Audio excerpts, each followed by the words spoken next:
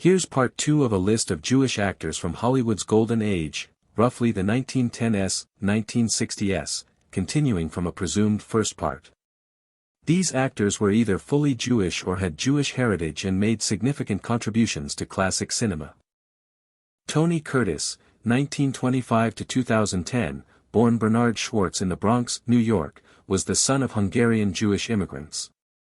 Growing up in poverty, he turned to acting as a means of escape, eventually rising to become one of the most iconic leading men of the 1950s and 60s. With his dark good looks, charm, and streetwise energy, Curtis gained attention in films like The Sweet Smell of Success and The Defiant Ones, the latter earning him an Academy Award nomination. Perhaps his most famous role came in Billy Wilder's Some Like It Hot, 1959, where he starred alongside Marilyn Monroe and Jack Lemmon in what is widely considered one of the greatest film comedies of all time. Curtis also played a major role in Stanley Kubrick's Spartacus, further solidifying his star power. Curtis rarely hid his Jewish heritage, although early in his career he changed his name to sound less ethnic, as many Jewish actors were pressured to do in that era. Over time, he became a respected elder statesman of Hollywood, also pursuing painting in his later years. His legacy endures through his work and his daughter, actress Jamie Lee Curtis. Sylvia Sydney, 1910 to 1999, born Sofia Koso in the Bronx, New York, was the daughter of Jewish immigrants, her mother from Romania and her father from Russia. She began acting at a young age and rose to fame in the 1930s, known for portraying working-class women caught in difficult circumstances. With her expressive eyes and distinctive voice, Sydney brought emotional depth and vulnerability to her characters. She gained prominence in films like Fury, 1936, directed by Fritz Lang, where she played opposite Spencer Tracy in a powerful story about mob justice. In Alfred Hitchcock's Sabotage, 1936, she delivered a memorable performance as a woman unknowingly married to a terrorist. Her role in Dead End, 1937, further cemented her status as a dramatic actress capable of conveying grit and compassion. Though her career declined in the 1940s, Sydney made a comeback decades later, appearing in Tim Burton's Beetlejuice, 1988, and Mars Attacks. 1996, introducing her to a new generation. Proud of her Jewish roots, she maintained her distinctive persona and talent throughout her long career.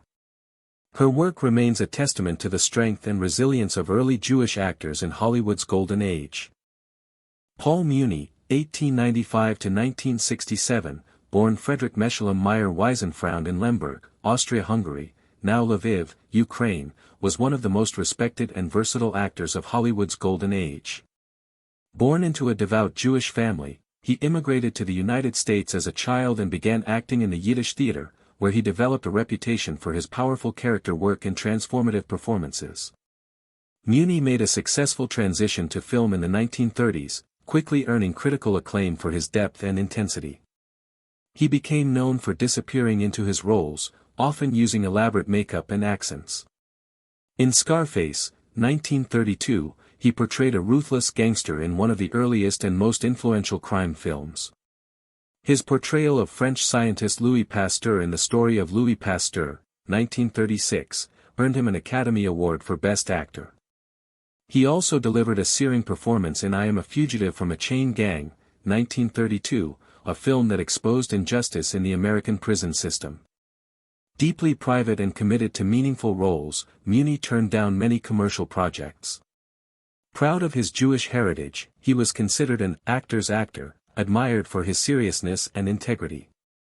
His legacy endures as a pioneer of dramatic realism in American cinema. Helen Lamar, 1914 to 2000, born Hedwig Eva Maria Kiesler in Vienna, Austria, was an actress of stunning beauty and remarkable intelligence. Born to a Jewish family, her father a bank director of Galician Jewish descent, Lamar began acting in European films in the 1930s. Her breakout role in the controversial Czech film Ecstasy, 1933, which featured brief nudity, scandalized audiences but showcased her natural screen presence.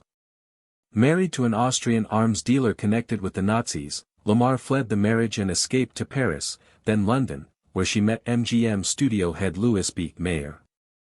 He brought her to Hollywood, where she became one of the most glamorous stars of the 1940s. Her best-known American films include Algiers, 1938, Ziegfeld Girl, 1941, and Samson and Delilah, 1949, in which she played the seductive Delilah in Cecil B. DeMille's biblical epic. Beyond acting, Lamar co-invented a groundbreaking frequency-hopping technology during World War II to help prevent enemy interception of radio-controlled torpedoes. Though it wasn't adopted during the war, her invention later became foundational for modern Wi-Fi and Bluetooth. Lamar's Jewish identity, scientific legacy, and Hollywood stardom make her one of the most extraordinary figures of the Golden Age. Eddie Cantor, 1892–1964, born Edward Israel Iskowitz on New York's Lower East Side, was one of the most influential entertainers of the early 20th century. Orphaned at a young age and raised by his grandmother, Cantor grew up in a Jewish immigrant neighborhood and began performing in vaudeville during his teens. His quick wit, expressive eyes, and musical talent quickly made him a star. Cantor rose to national fame through the Ziegfeld Follies and went on to become a beloved figure in radio, film, and early television. Known for his energetic performances, comic timing, and sentimental songs like If You Knew Susie and Makin' Whoopee, he brought a unique blend of humor and heart to American audiences. He starred in popular films such as Whoopee, 1930, Kid Boots, 1926, and Roman Scandals, 1933, often playing lovable underdogs. Beyond entertainment, Cantor was a humanitarian and outspoken supporter of Jewish causes, especially during World War II. He also helped found the March of Dimes to fight polio. His embrace of his Jewish identity, combined with his massive influence on American pop culture, made Cantor a trailblazer and a symbol of Jewish success in early Hollywood. George Jessel, 1898–1981, born to Jewish immigrant parents in New York City, was a multi-talented entertainer who rose to fame in vaudeville before becoming a fixture in early film, radio, and television. Known as the Toastmaster General of the United States, Jessel had a sharp wit and was a popular master of ceremonies at political, showbiz, and charity events for decades. He began performing in vaudeville as a child and achieved early fame with the stage play The Jazz Singer, a role that would later launch Al Jolson's film career in the landmark 1927 talkie. Although Jessel was originally supposed to star in the film version, contract disputes kept him out of the project. Nonetheless, he continued to build a successful career as a comic performer, actor, and later, producer. In the 1930s and 40s, Jessel turned to film production at 20th Century Fox, where he helped develop and promote talent behind the scenes. Known for his patriotic fervor and support of Jewish and American causes, Jessel remained outspoken about anti-Semitism and international affairs, particularly during World War II. His legacy as an entertainer and cultural figure is rooted in both his Jewish identity and his deep influence on American show business. Plet Goddard, 1910–1990, born Marion Levy in New York City, was a glamorous and charismatic star of 1930s and 1940s Hollywood.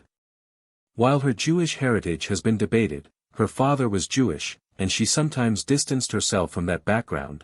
Many historians include her among notable Jewish performers of the Golden Age. Goddard began her career as a Ziegfeld girl before transitioning to film. She rose to prominence after meeting Charlie Chaplin, becoming his partner both on and off screen. She starred opposite him in Modern Times, 1936, a silent-era masterpiece that satirized industrialization. Their chemistry and her expressive charm made her a standout. She again co-starred with Chaplin in The Great Dictator, 1940, a bold satire of fascism in which she played a strong, resilient Jewish character, an especially daring choice during the rise of Nazism. Though she never married Chaplin, their relationship helped launch her career. She later earned an Academy Award nomination for So Proudly We Hail, 1943, playing a courageous World War II nurse. Goddard's combination of intelligence, wit, and allure made her a fixture in Hollywood's golden years. Her contributions to socially conscious cinema and her unique place in film history reflect the complexity of Jewish identity in early Hollywood. The Ritz Brothers, Al, Jimmy, and Harry, were a Jewish-American comedy team who gained fame in the 1930s and 1940s with their wild slapstick, musical routines, and energetic performances. Born in Newark, New Jersey, to a Jewish family, the brothers began their careers in vaudeville before making a successful transition to film. While often compared to the Marx Brothers, the Ritz Brothers had their own unique style, more choreographed, physical, and focused on group performance rather than distinct individual personas. Their breakout came with the 1936 film Sing, Baby, Sing, followed by a series of popular comedies like The Gorilla, 1939, The Three Musketeers, 1939, and Never a Dull Moment, 1943. Harry Ritz, the wildest and most animated of the trio, was often the focal point of their routines, with Al and Jimmy playing straight men. They also performed regularly in nightclubs and on radio. Despite their popularity during their peak, the Ritz Brothers never reached the same critical acclaim as some of their contemporaries. However, they were highly influential. Mel Brooks and Jerry Lewis cited them as major inspirations. Proud of their Jewish roots, the Ritz Brothers brought a unique brand of chaos and musical comedy to Golden Age Hollywood that still echoes in modern comedy. Peter Lorre, 1904–1964, born Laszlo Lowenstein in Rozsahiji, Austria-Hungary, now Slovakia, was a Jewish actor who became one of the most distinctive and influential figures in both European and American cinema.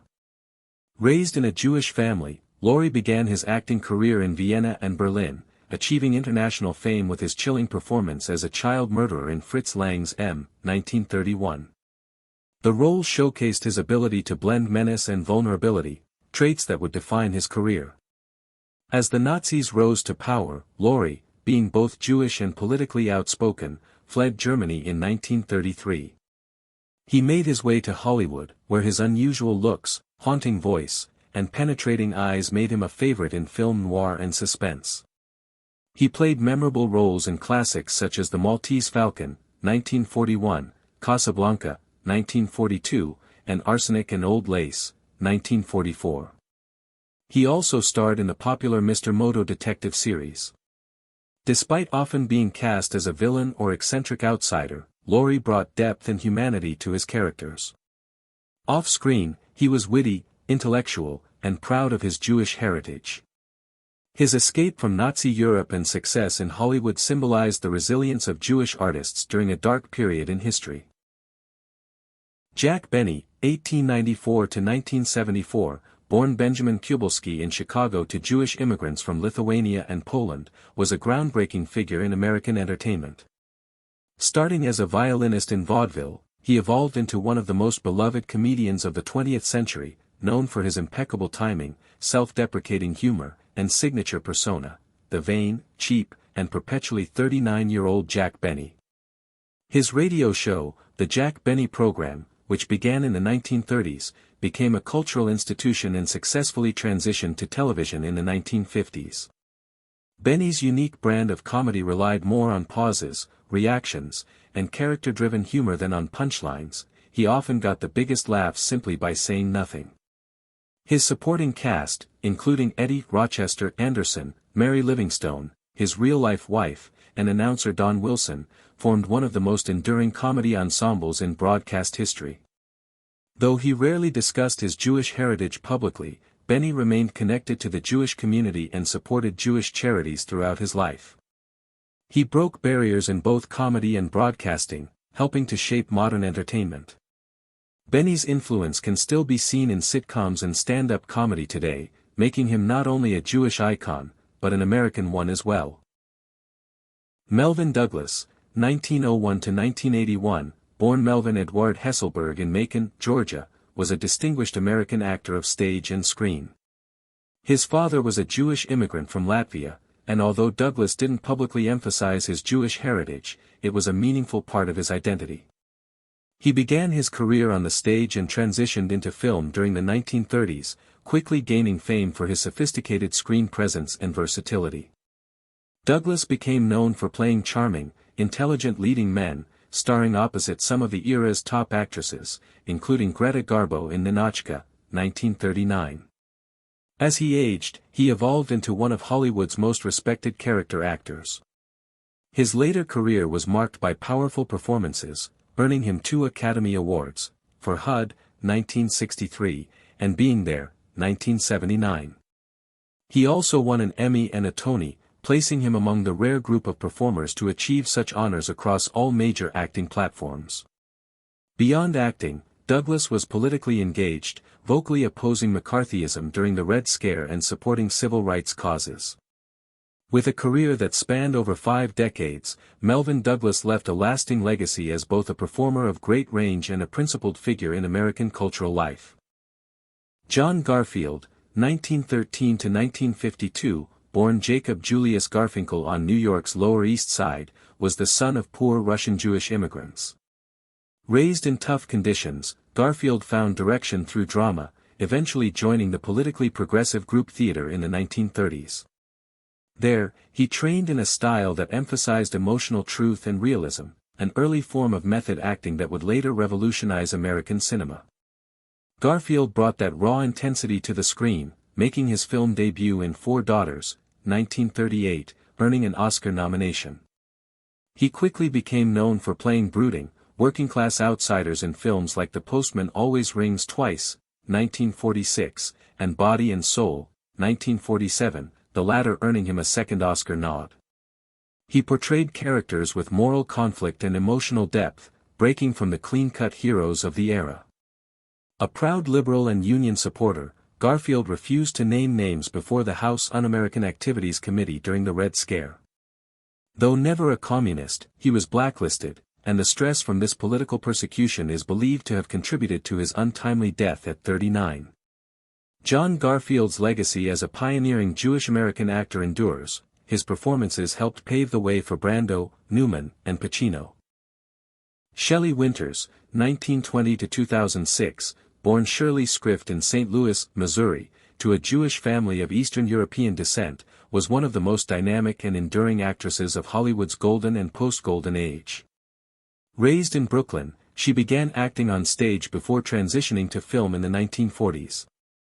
Early in her career, Winters was cast in roles as the stereotypical, blonde bombshell, but she quickly proved she was far more than a pretty face.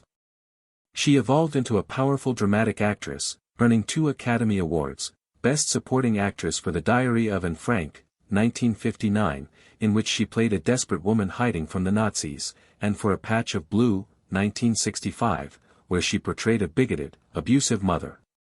Her role in Lolita, 1962, as the tragic, deluded Charlotte Hayes further showcased her fearless approach to complex characters. Winters was outspoken, politically active, and deeply proud of her Jewish identity. She supported civil rights, opposed the blacklist, and mentored young talent in Hollywood. Known for her emotional honesty and commanding presence, she also published candid memoirs reflecting her rich, sometimes turbulent life. Shelley Winters remains a trailblazing Jewish figure in Hollywood, bold, talented, and unapologetically herself.